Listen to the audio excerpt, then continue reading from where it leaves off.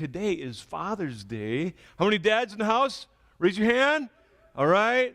I mean, dads are like, it's the whole kind of thing. So let me talk to the ladies for just a little bit on Father's Day. Let me talk to the ladies for just a little bit. If you're watching at home or watching online, thank you so much for tuning in with us.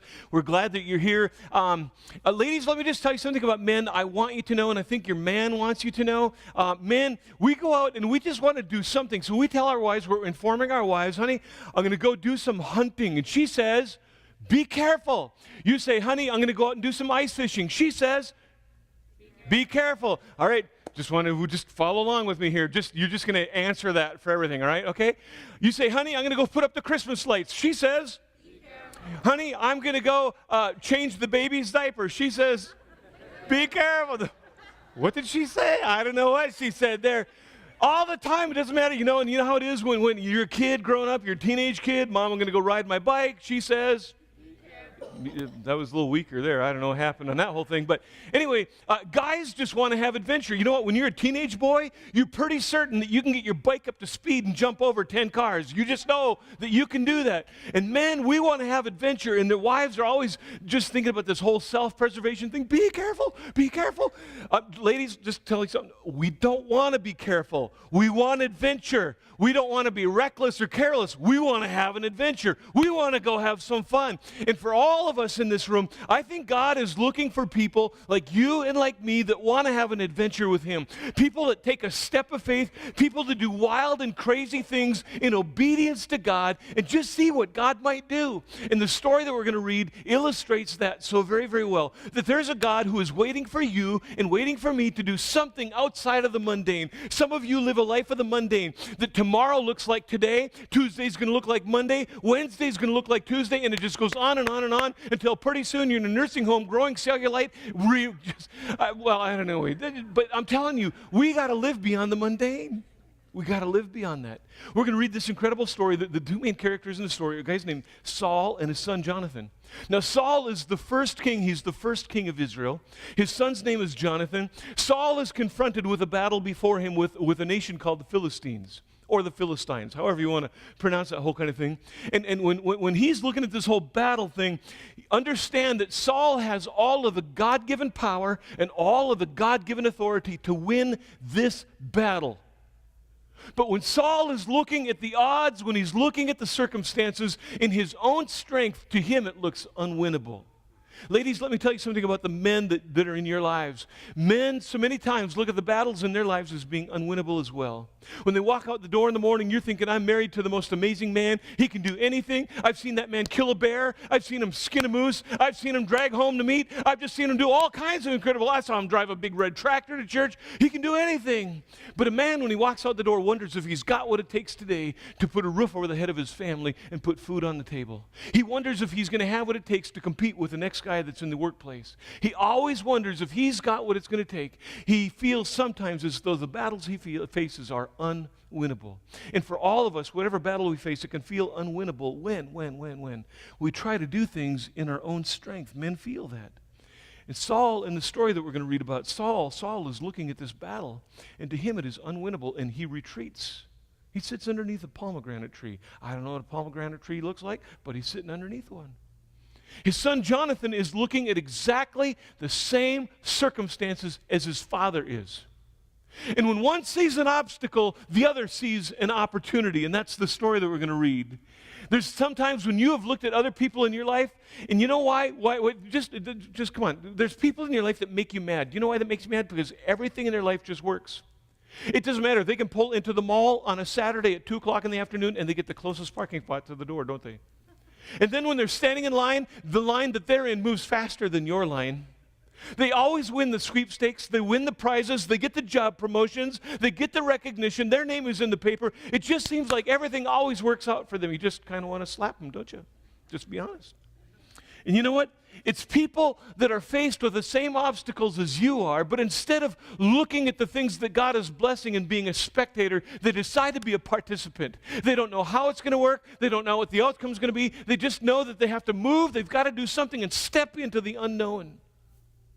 And that's the story that we're going to read today. If you brought a Bible, I want you to look in the Old Testament part of your Bible. This is a great story. I love this story. It's in a historical book called 1 Samuel. 1 Samuel, we're going to go to chapter 14, so however you get there, scroll there, turn there. It's an amazing story. I love this. Every time I read it, I see more things in there that I've never seen before. And it surrounds, again, a guy named Saul, who was the first king of Israel, and his son, Jonathan. We're going to read the story. We're going to talk about it. We'll make the application, and then we're going to pray at the end. So look at verse number 1 of chapter 14. One day, Jonathan, this is the prince now, this is the king's son. Jonathan, the son of Saul, he says to his young armor bearer. Now the author writes young armor bearer 2 times in this story. I don't know how old Jonathan is, but we know that the armor bearer is young. Maybe preteen, early teens. He's young. He's the armor bearer for the prince. You know what the armor bearer did? He bared arms. That's what he did, all right? So he carries the weapon of the guy that he works for, and in this case, he's going to carry the sword for Jonathan. So he says to his young armor bearer, he said, you know what? Let's go over to the Philistines, because remember, the battle is against the Philistines. Let's go over to that outpost on the other side. And then I love this little statement that's written in here, but he didn't tell his dad. How many of you ever snuck out of the house? Raise your hand. Come on, raise your hand. You snuck out, didn't tell mom and dad? How many of you didn't sneak out? You had to sneak back in, right? Anybody had to ever do that? So look, sneaking out, mom and dad, don't freak out over the sneak out. It's not new. Jonathan's doing this 5,000 years, not 3,000 years ago, all right? Verse number 2, Saul was staying on the outskirts of Gibeah under a pomegranate tree in Migron, and with him were about 600 men. So we're just painting the scenario. This is kind of what's going on. Saul is there under the pomegranate tree, and all the men that are with him, an army of 600 men, badly outnumbered by the Philistines. They're just hanging around, and some of them are hiding in caves and rocks and behind rocks and in holes in the ground. And then there's Jonathan and his armor bearer. The story goes on in verse 4. On each side of the pass, this is where the battle is going to take place. On each side of the pass that Jonathan intended to cross to reach the Philistine outpost, there was a cliff. One was called Bozez, and the other was called Seneh. I love the detail that's put in there. Look, he says in verse 5, one cliff stood to the north towards Michmash. Maybe you've been to Michmash. The other one was south towards Geba. Now, here's what I love about this story. There's details in this story, and I know that a man wrote this story. And I'll tell you why in just a moment. Because when you read the story, here's the way I picture. There's one cliff that faces south. That's south in case anybody's wondering. Another cliff that faces the north. In between the two, there's kind of a valley. And to get over that, you have to kind of go over a hill. And on each side, there's a cliff there. Now, I know that a man wrote this, and I know that there's details about the lay of the land. Because look, ladies, let's just be honest. Your men don't remember what you wore yesterday, but they can tell you when they shot the bear, when they shot the moose, what the barometric pressure was, what the temperature was, where the bear was standing, how many trees were there, how tall the grass was, and how many mosquitoes bit them, and how much rain fell the night before. They know those details because that's a man, right? You don't remember what you wore yesterday, but he can remember this. So I know a man wrote this story here. And so he wants to outline all these details for us so that we can put ourselves in that place. Now, don't miss the adventure in this story. Don't miss the adventure. Look at the next verse, verse 6.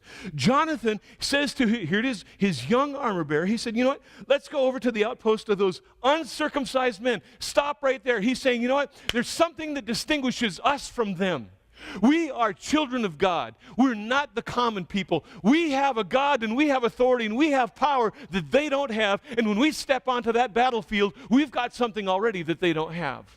So he's recognizing and encouraging himself already with a power that was given to him by God. He says, and then this is a huge statement, perhaps the Lord will act on our behalf.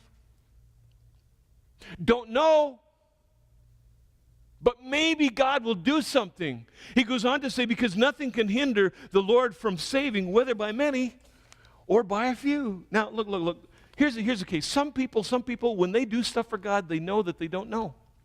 They don't know the outcome. They don't know what's going to happen. They just know that there's a God that they can trust, and maybe God will help them. They live a life of uncertainty that doesn't paralyze them like some of us.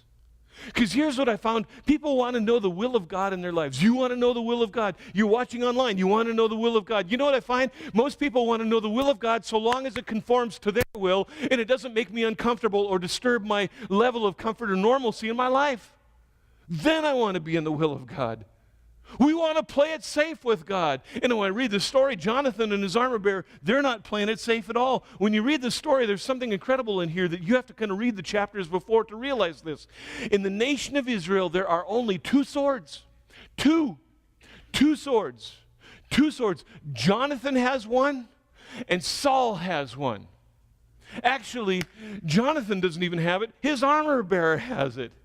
And when they're looking at the battle, here's the incredible thing. Saul is thinking, how could I win this battle? I only have one sword. There's only two swords in the whole nation, and I've got one of them. How can I win the battle? Jonathan's looking at exactly the same circumstances, thinking, I can win this. I've got half the weapons in Israel. See? It's all perspective, isn't it, right? And imagine the perspective for the armor bearer. He's probably thinking, you haven't got anything unless I give it to you. And once I give it to you, what do I have? Put them up. You know, I mean, that's kind of all I got. And if I was the armor bearer in this story and Jonathan says to me, you know what, we're just going to go attack those guys. Maybe God will help us. Maybe not, but maybe he will. If I'm the armor bearer, I'm thinking, you know what, why don't you go pray and get a word from God? When you've heard from him, I'll go. There was no prayer. There's no fasting. There's no reading the word of God. There was do. And they went and did. We always want to know the outcome of anything and everything that we do for God. You know what? God isn't always concerned about the comfortable.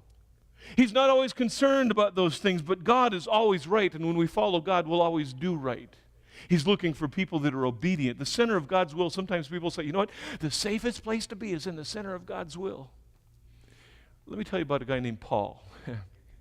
Paul was responsible for writing most of the New Testament part of your Bible.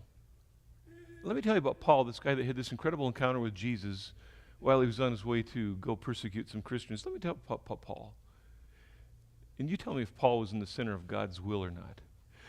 Paul writes about himself and says that he'd been imprisoned, 3 times beaten with rods, left for dead, 5 times the 39 lashes, stoned, shipwrecked, night and day at sea, constantly on the move, been in danger on the rivers, been in danger on the land, been in danger by his own countrymen, in danger by the Gentiles, in danger in the city, in danger in the country, in danger at sea, and in danger from false brothers.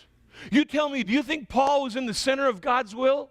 And wherever Paul went, it was dangerous. In fact, I don't think it was when Paul, I think it got dangerous when Paul got there.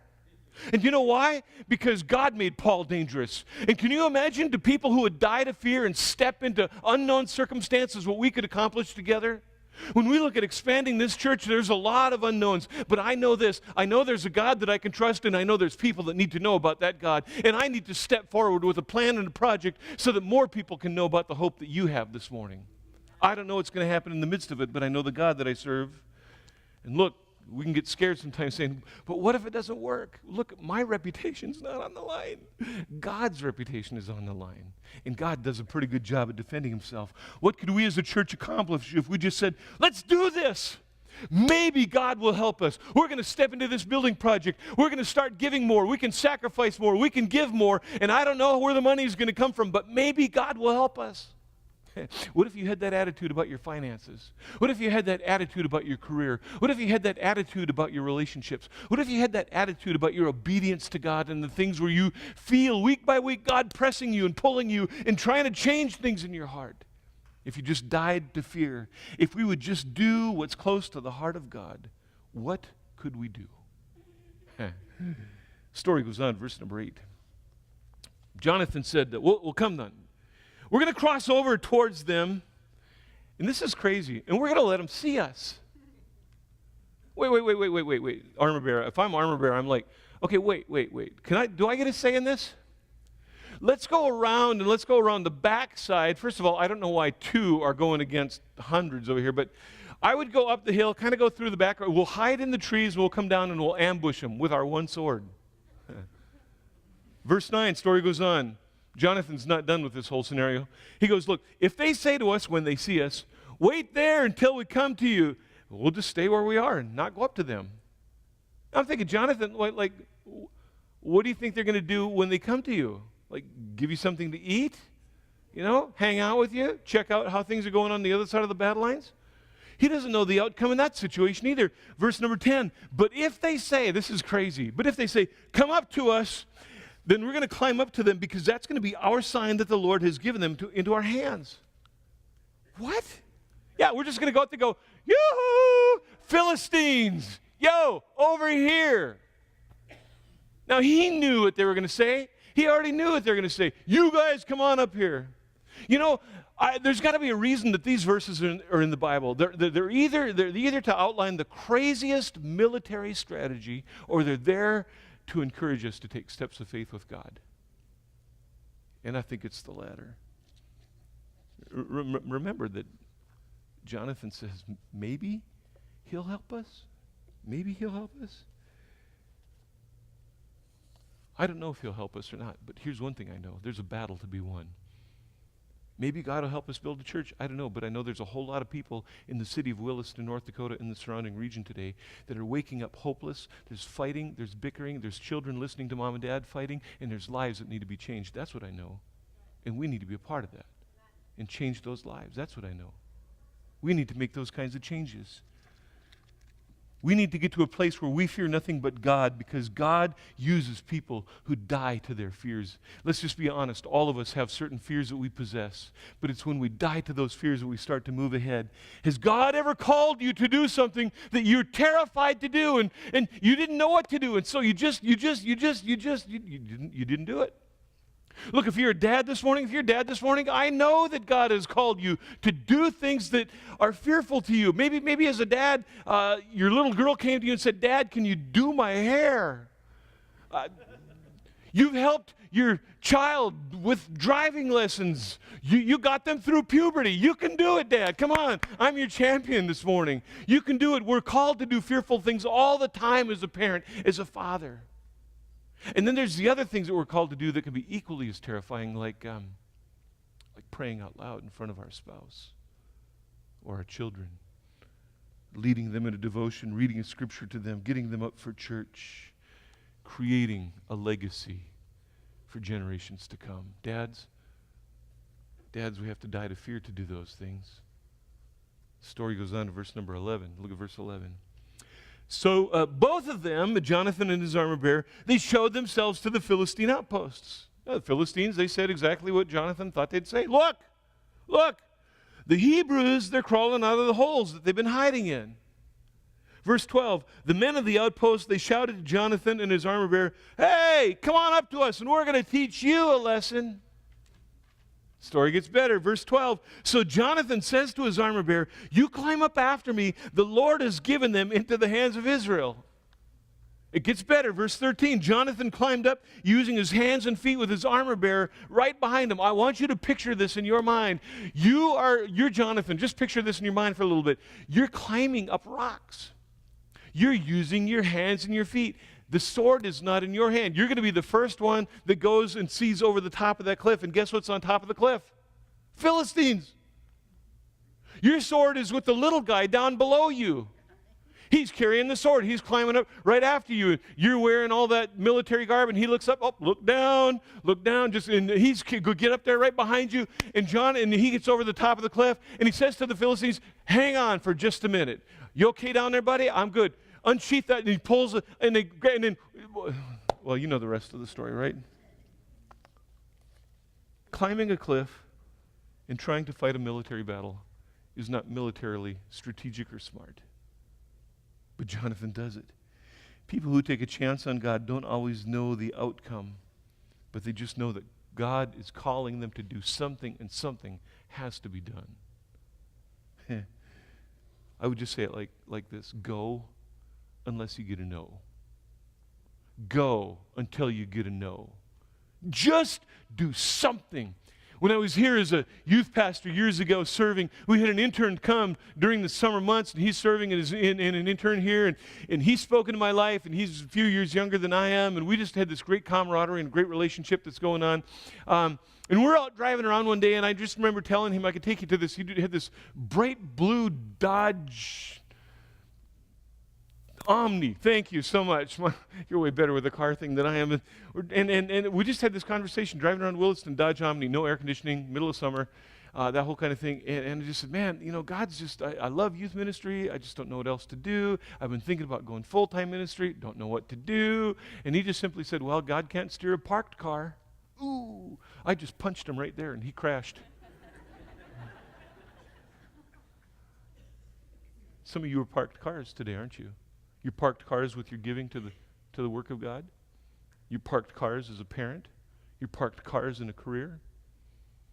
You're parked cars somewhere in your spiritual life. You're parked cars with that addiction. You're parked cars with that habit.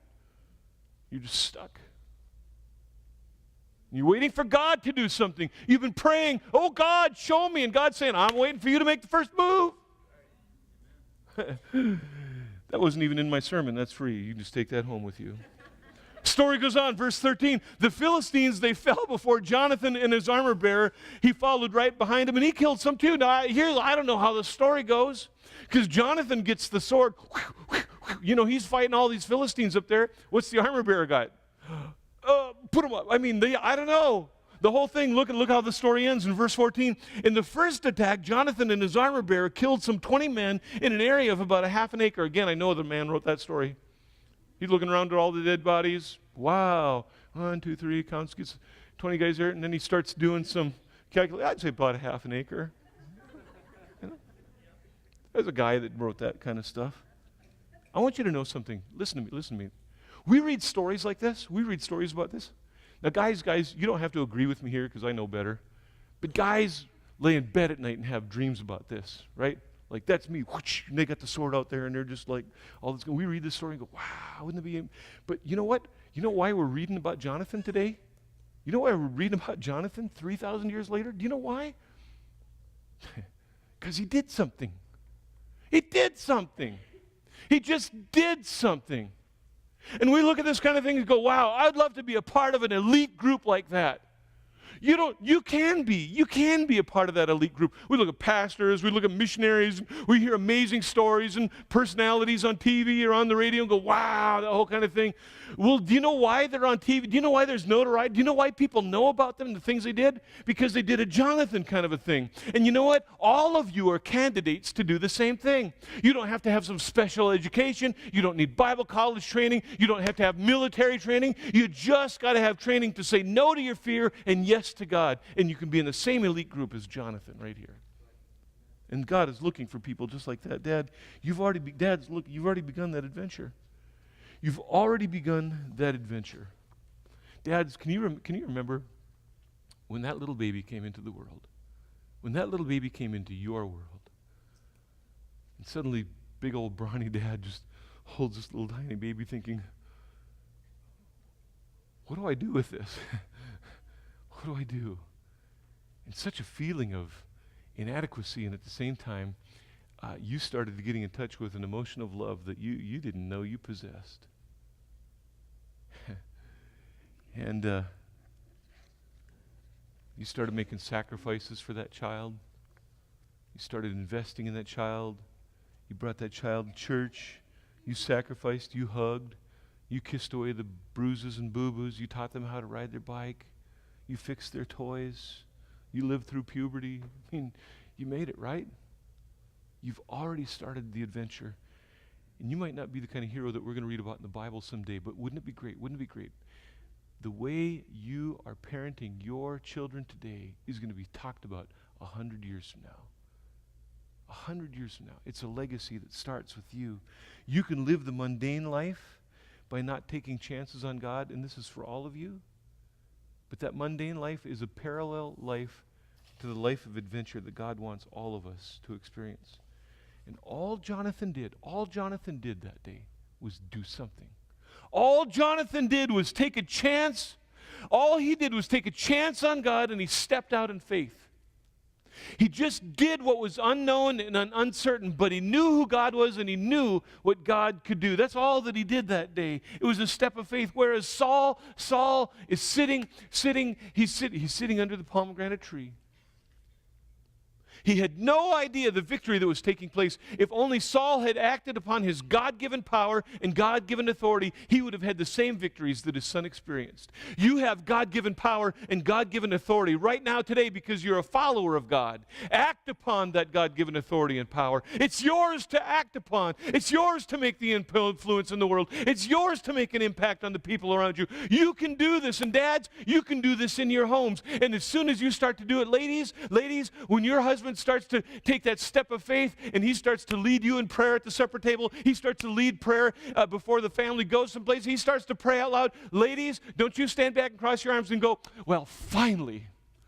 You stand there and go, yeah, I love you, baby. You are so, can I say it in church? Sexy when you pray. Come on, I'm just saying. Can I say that in church? All right, I said it. All right. Let me ask you this. What are you supposed to be doing? What are you supposed to be doing that you're not doing? And you know what it is, don't you? You know what it is. Because God's already been talking to you about it. There's something in your career you're supposed to be doing. There's something you're supposed to be doing with finances. There's a conversation that you're supposed to have. There's a ministry you're supposed to start or step into. There was a call on your heart at some camp or some service a long, long time ago, and you knew that God said something to your heart. But then you started looking at all the circumstances around you, and you didn't know how that was going to turn out and how that whole thing would work. And so guess what you're doing? You're still selling cars today, aren't you? As a Christian, as a follower of Jesus, what are you supposed to be doing? And this story is across all generations, across all genders. This is for all followers of God. This is for all of you. This is just taking that step of faith. Let me speak. Young men, look. You're the generation that follows mine. You're the generation that follows mine, young men. If you're teens, 20s, you're the generation to follow mine. Now is the time to take the steps of faith. Now is the time to make the influence and the impact in the world that you live in. Now is the time to do it. Dads, men, if you're my generation or a generation above, this is the time to continue to lead. You lead strong until the very end. That when the stories are spoken about you and the stories are written about you, people can still remember. I remember Grandpa. I remember Dad. I remember him. I remember what they did. I remember what they said. I remember how they lived. And I remember the legacy that they left. Unafraid, unashamed, bold, and courageous to step into what God was blessing and not just observe what God was blessing. Go until you get a no. Go until you get a no. And that day on the battlefield, you can read the rest of the story. Little Jonathan sneaks out of the house, goes with his armor bearer, and they go kill 20 of the enemy. And when Saul and the rest of the army did that, guess what happened? A war cry rose up from the Israeli army. A war cry rose up. Those men leaped out of the holes. They came out of the caves. They came from behind the rocks and the bushes. They grabbed whatever weapon they had in hand. They grabbed their sticks. They grabbed their spears. They grabbed their pruning hooks. They grabbed their shovels. They grabbed whatever they could have, and they ran into the battle. And God routed the enemy that day. And I'm telling you, it was by the single act of one man and a guy who followed along. And as a pastor, I need you as a church to be my armor bearers as we step into the unknown in our future. You be my armor bearers. And you say, Pastor, we're with you. We're going to go right into the battle and face the enemy. We're going to face the giant. We're going to face the odds and go into these things with you. And that army rallied behind Jonathan and his armor bearer. And the Israeli army had a great defeat, the great victory that day, and defeated the enemy. And I'm telling you, when one of us as an individual, we start to move towards God, it has an influence on the people around us. When we as a church start to move towards the things of God and taking a step of faith, it rallies the people around us. The city of Williston is looking for hope, and they're looking for victory, and we can be a part of the whole thing. We're going to go until we get a no. Praise the Lord.